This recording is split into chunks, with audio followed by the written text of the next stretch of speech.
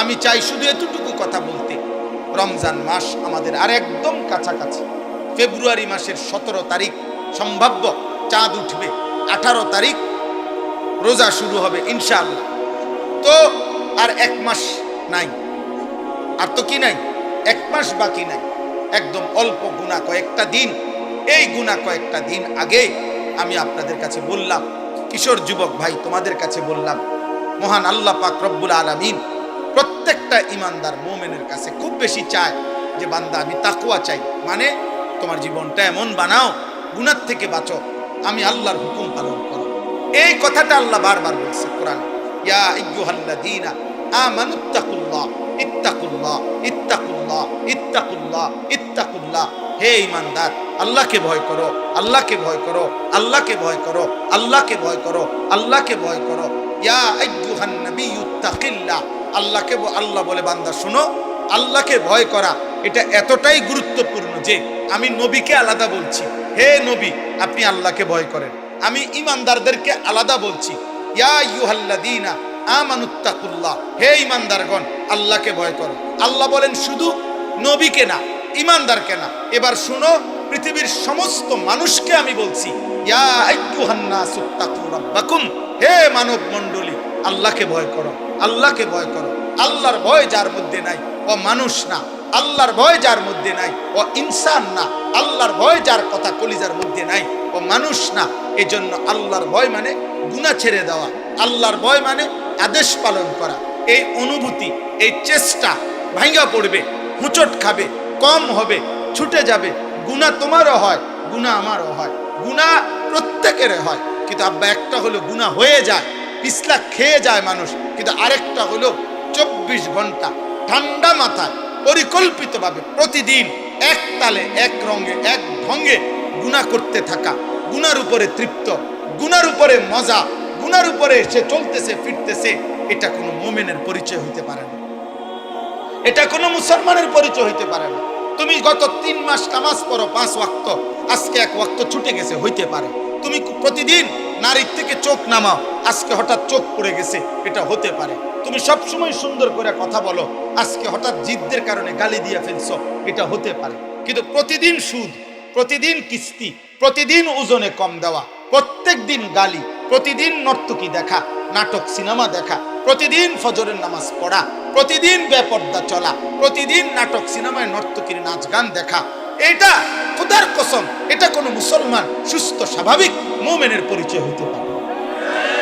আল্লাহ এটা বলছে, বান্দা আমি তাকওয়া চাই, বান্দা তুমি চেষ্টা করো, বান্দা পারবা, তুমি হিম্মত করো যে আল্লাহ আমি আপনাকে নারাজ করব না। আল্লাহ বলেন 11 মাস যদি তুমি কষ্ট করে আমি আল্লাহর হুকুম পালন কমও করে থাকো তো ঠিক আছে, যাও আমি আল্লাহ আরো কমাইয়া দিলাম। একটা মাস আইয়ামাম মাদুদাত, গুনা গুনা 29 দিন অথবা 30 দিন, 31 32 যাবে না, সর্বোচ্চ 30 অথবা 29 দিন গুনার থেকে মুক্ত থাকবা, আমার আদেশ পালন করবা। রমজানের চাঁদ উঠবে, আবার ঈদের চাঁদ উঠবে, 30 দিনের ভিতরেই একটু যদি কেয়ারফুল হয়ে তুমি আমার হুকুমের উপরে চলো, আমি আল্লাহ ওয়াদা দিলাম 1 মাসেই 30 দিনেই আমি তোমার মুত্তাকি বানিয়ে দেব, জান্নাত দিয়ে দেব। এইটাই শেষ। ইয়া আইয়ুহাল্লাযীনা আমানু কুতিবা আলাইকুমুস সিয়াম কামা কুতিবা আলাল্লাযীনা মিন ক্বাবলিকুম লাআল্লাকুম তাত্তাকুন।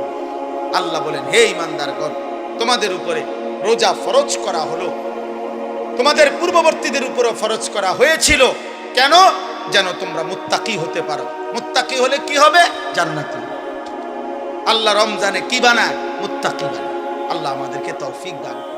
একটা একটা কিশোর যুবক ছেলে প্রস্তুতি নাও, হিম্মত করো আব্বা, হিম্মত করো। নিজেরে নিজে নষ্ট করে দিও, নিজেরে নিজে নষ্ট করে দিও না বাবা, নিজেরে নিজে নষ্ট করে দিও। সামান্য একটু সময়, জীবনটা সারাক্ষণই তামাশা, এটা উচিত না, ঠিক না, সুস্থ স্বাভাবিক মানুষের কাজ না। পিছনে জুবাইর তারা কই, পিছনে পিছনে আরো কাপড় থাকলে বা কিছু থাকলে বিছায় দাও।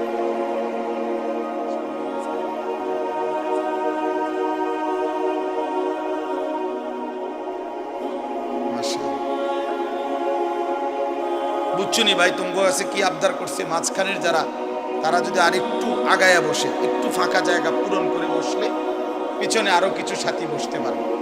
দয়া করে সবাই একটু আগায় বসো ভাই, একটু একটু সামান্য। মাশাআল্লাহ।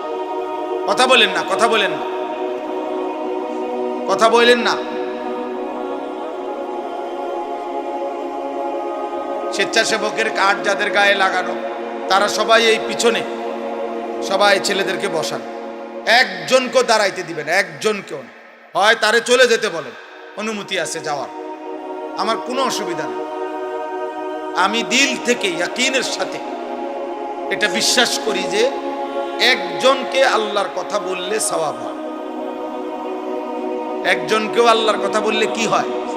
নেকি হয়। আর আমার সওয়াব দরকার, আমার নেকি দরকার, অন্য কিছুই দরকার, অন্য কিছুই দরকার। মূল্যায়ন অবমূল্যায়ন কোনোতেই কিচ্ছু হয় না, আসে যায় না, আসে যায় না। রাসূলুল্লাহ সাল্লাল্লাহু আলাইহি ওয়াসাল্লামকে আল্লাহ তাআলা বলেছেন, আপনি আপনার জিম্মাদারি আদায় করুন। ফাসদা বিমা তু'মার ওয়া আ'রিজ আনিল জাহিলিন। আল্লাহর আদেশ আপনি বলতে থাকুন। প্রত্যেক অজ্ঞ মূর্খ আপনি তাদের থেকে নিজেকে আড়াল করুন, মানে আলাদা রাখুন। কুরআনুল কারীমের মধ্যে আছে, ওয়া ইযা সামিউল লাগওয়া আ'রাযু আনহু ওয়া ক্বালু লানা আ'মালুনা ওয়া লাকুম আ'মালুকুম সালামুন আলাইকুম লা নাবতাগিল জাহিলিন। আল্লাহ বলেন, আমার প্রিয় বান্দারা হচ্ছে এমন, তারা যখনই কোনো বেহুদা কথা এবং কাজ দেখে তারা সেখান থেকে সরে পড়ে। আর যদি তাদেরকে সেই বেহুদা কাজে, গুনার কাজে ডাকে, তারা বলে, না ভাই তুমি তোমার কাজ নিয়ে থাকো, আমি আমার আল্লাহকে নিয়ে আছি। এবং বলে সালামুন আলাইকুম, আমি তোমার জন্য কল্যাণ কামনা করছি। এবং এটাও বলে, তুমি যতই ডাকো লা নাবতাগিল জাহিলিন, অজ্ঞ মূর্খ নাফরমানের সঙ্গী আমি কখনোই হব না। তুমি আমারে ডাকতে পারো, আমি আসবো না, আমি অজ্ঞ মূর্খ। এই জন্য কোরআনুল কারীমের এই কথা স্পষ্ট বর্ণনা, প্রত্যেক পাপী মূর্খ, আমি কিংবা তুমি, জওয়ান কিংবা বুড়া, যে গুনাহ করে সে মূর্খ। কুল্লু মান আসাল্লাহ ফাহুয়া জাহিল, তাফসীরে ইবনে কাসীরের মধ্যে আছে। যে আল্লাহর নাফরমানি করে সে মূলত মূর্খ, জাহেল, অজ্ঞ, আহম্মক। এজন্য কোরআনুল কারীম পাপীদেরকে, নাফরমানদেরকে কোথাও বলছে লা ইয়াকিলুন, ওদের আকল নাই। কোথাও বলছে লা ইয়াফকাহুন, ওরা কিছুই বোঝে না। কোথাও বলছে লা ইয়ালামুন, তারা কিছুই জানে না, কিছুই জানে না। কোরআনুল কারীমে আল্লাহ তাআলা বলছে আমাদের সবাইকে যে, হে আমার বান্দা, তুমি একটু খবর নাও, চারিদিকে খোঁজ লাগাও, এই পৃথিবীর ইতিহাস দেখো, আমার পৃথিবীতে দেখো, খবর নাও। আর খবর নিলেই দেখবা ফানজুরু কাইফা কানা আকিবাতুল মুকাদ্দিবিন, যুগে যুগে মিথ্যাবাদীদের পরিণতি কি হয়েছে, খবর নাও। ফানজুরু কাইফা কানা আকিবাতুল মুফসিদিন, দুনিয়ার মধ্যে যারা বিশৃঙ্খলা, ফাসাদ, অন্যায় অনাচার করত, তাদের পরিণতি কি হয়েছে দেখো।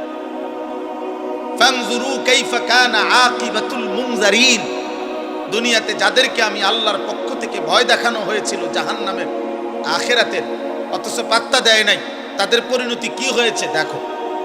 ফানজুরু কাইফা কানা আকিবাতুল লাযিনা মিন ক্বাবলিহিম, তোমাদের পূর্ববর্তী নাফরমানদের পরিণতি কি হয়েছে দেখো।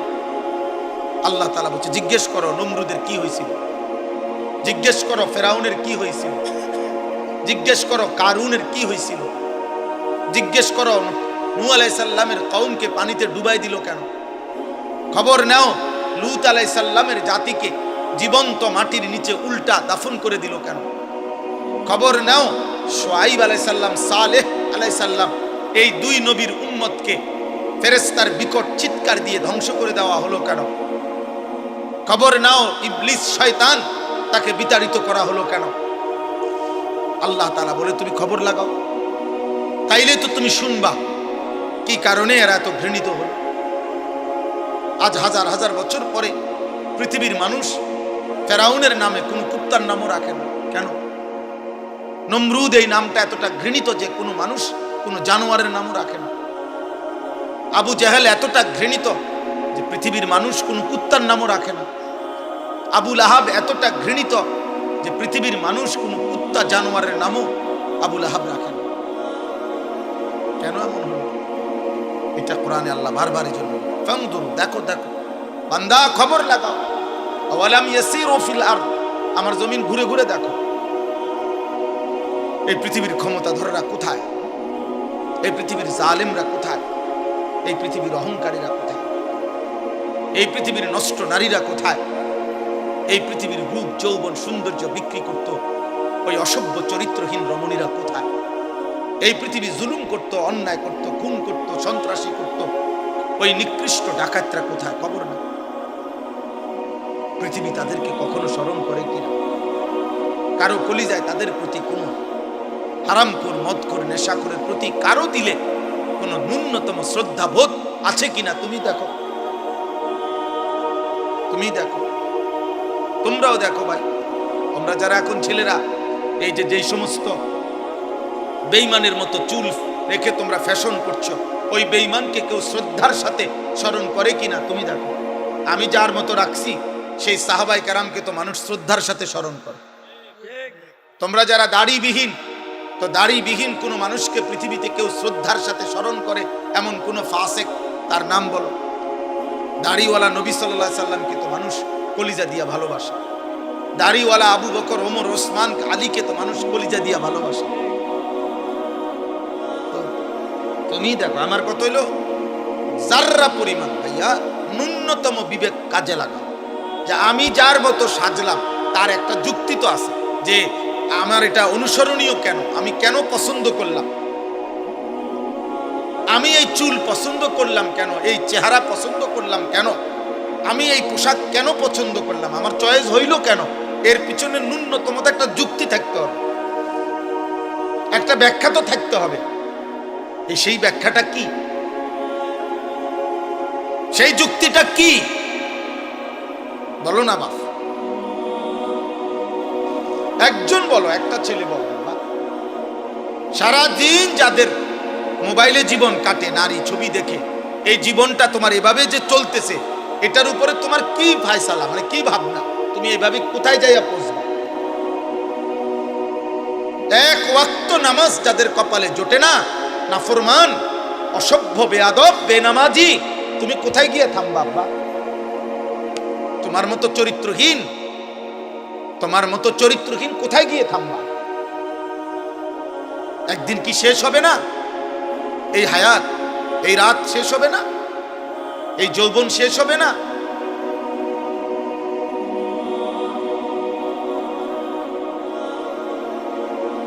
এই জন্য এটা জরুরি।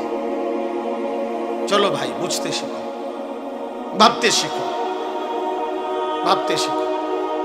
আত্ম উপলব্ধি বড় নিয়ামত। আমি প্রায় বলি, আজকেও বলছি, যে কমপক্ষে বাপ, জওয়ান, বুড়া, নারী, পুরুষ রাতের বেলা ঘুমের আগে এই পৃথিবীর সবাইরে ভুলে বাদ দিয়া 1 মিনিটের জন্য হলো নিজেকে নিয়ে কল্পনা করা উচিত। আমি আনিস, আমার জীবনটা আজকের সারাদিনে যেমন চলছে, আমি কি করলাম, কি হারাইলাম, ভালোটা কি করলাম, মন্দটা কি করলাম। আমি একজন মানুষ, আমি একজন মুসলমান, আমার কিছু দায়িত্ব ছিল কিনা, আমার সৃষ্টিকর্তা আমাকে কিছু বলেছেন কিনা, আমার নবী সাল্লাল্লাহু আলাইহি ওয়াসাল্লাম আমার জন্য কিছু বলেছেন কিনা, আজকে সারাদিনে আমার আল্লাহর বিধান যা ছিল আমি তা পালন করেছি। এই কমপক্ষে নিজের সাথে আল কাইয়িসু মান দানা নাফসাহু ওয়া আমিলা লিমা বা'দাল মাউত। নবী সাল্লাল্লাহু আলাইহি ওয়াসাল্লাম বলেন, বুদ্ধিমান সে যে তার নিজের হিসাব করে এবং মৃত্যু পরবর্তীর জন্য আমল করে। ওয়াল তানজুর নাফসুম মা কদ্দামাত লিগাদ। আল্লাহ তাআলা বলেন, হে মুমিন, আমি আল্লাহ তোমাকে বলছি, বান্দা, তুমি প্রতি মুহূর্তে লক্ষ্য করো, খেয়াল করো যে আজকের দুনিয়া থেকে আগামী কালকের আখিরাতের জন্য তুমি কি পাঠিয়েছো। ওই যে দেখেন, ওই ভাইকে দেখেন, ওই দেখেন, ওই মোবাইলটা ধরে, ওই ফালতু মিয়া, চলে যান মিয়া, উঠে যান মিয়া থেকে। বাইরে গিয়ে ছবি উঠান, নিয়ে সিএনজি ছবি উঠান, আবার হাসে মূর্খের মতো। এখন ভাল লাগছে নি লজ্জা পাইয়া? আমি তো নিষেধ করছি রে ভাই, আমি সুন্দর করে বলছি কিনা বলে, তাহলে তেরামি করলেন কেন? আমি তো জবরদস্তি করে বসাই নাই, আমি তো অনুমতি দিছি। আব্বা কেউ চলে গেলে আমার কোনো আপত্তি নেই। আমি সেই আনিসুর রহমান, এই মুরাদনগরের গলিতে গলিতে আমার মনে আছে, আমি 4 জন শ্রোতার সামনে 2.5 ঘন্টা 3 ঘন্টা বয়ান করছি।